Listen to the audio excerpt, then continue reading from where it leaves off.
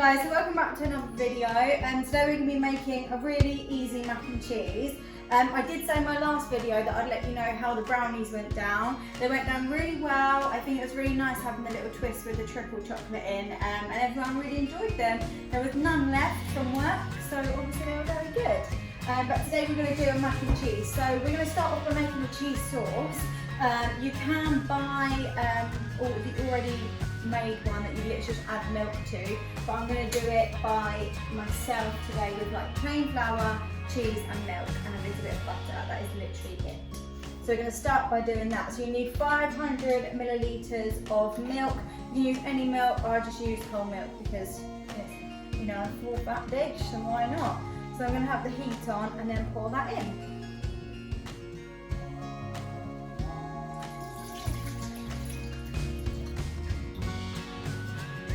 I've also got 50 grams of butter here, so I'm just going to pop that in as well, just while it's heating up.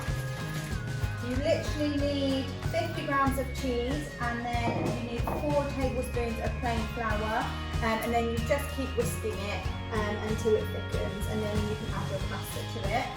So I am going to use some macaroni. I'm going to boil that up now,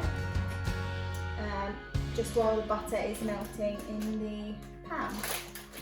So I'm just going to pour the macaroni into a separate pan, so that will boil. You might want a little bit more. I might open up a packet and just do a teeny bit more, because I'm going to have it in quite a big dish and my family enjoy it, so why not make more? It keeps for a few days as well, so might as well make as much as you can.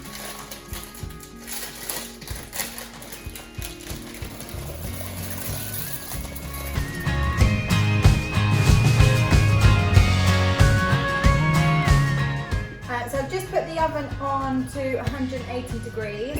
So obviously once the pasta is cooked and you've added it to your cheese sauce, it will then go in the oven. For this particular recipe, I am using peas and I'm also using chorizo. I used half a chorizo and just cut each circle into quarters, and then I will use a whole tin of peas. I will then add more cheese to the dish when it's all combined together and top some off. So I'll probably end up using about 100 grams of cheese in the end. So I'll probably add about 25 more into the whole mixture, 25 grams on top. You can obviously change it up, add less, add more.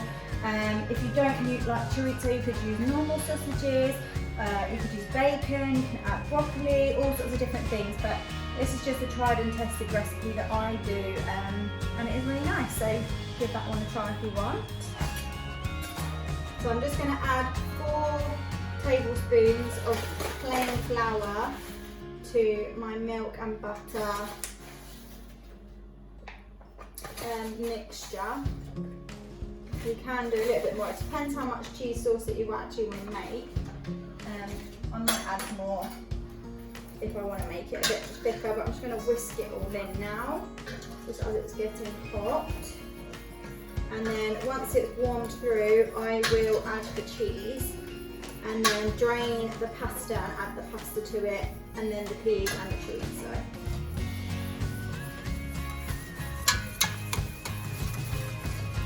So my cheese sauce is, well, it's not a cheese sauce, my white sauce is thickening up at the moment.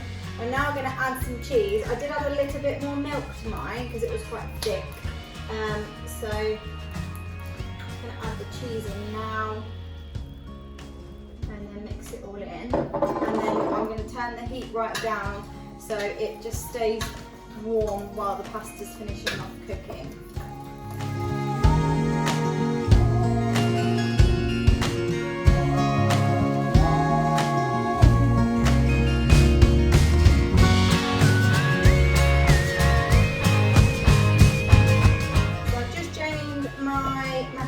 I'm just going to add it to my cheese sauce, and then I will add the peas and the chorizo to it once I've given it a good mix, and probably a little bit more cheese. So I'm now adding a whole tin of peas to the dish, lovely, and then just give them a good mix in.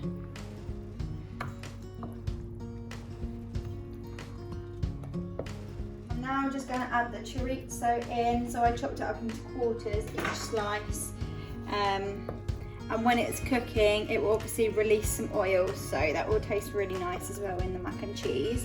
I'm actually going to add a little bit more cheese now to the dish, just to combine it all together.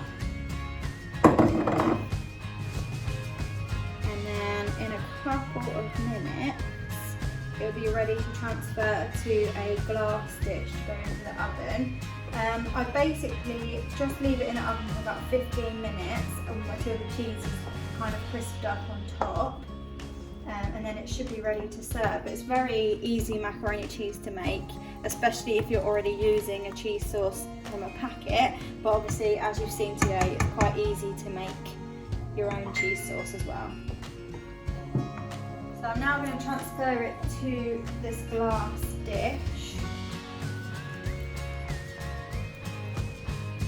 I hope it's going to be big enough.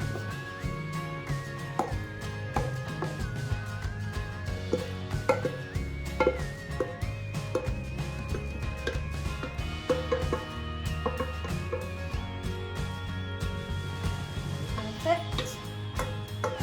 And then I'm just going to top it with a little bit more cheese that I've just grated. So I might actually need a little bit more.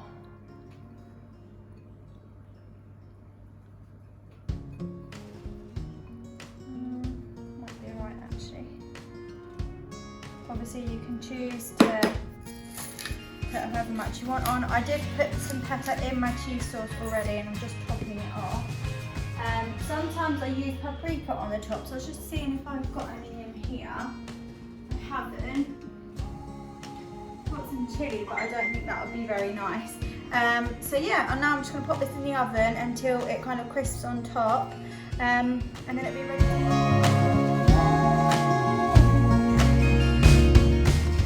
So I'm just about to take it out of the oven. It's been in for about 10 minutes. Woo. I do have to kind of thank the chefs from work because it is kind of their recipe, but so here's the final product, my easy peasy mac and cheesy. I hope you enjoy. Please let me know if you do make it or if you adapt it in any way, and subscribe and like my videos.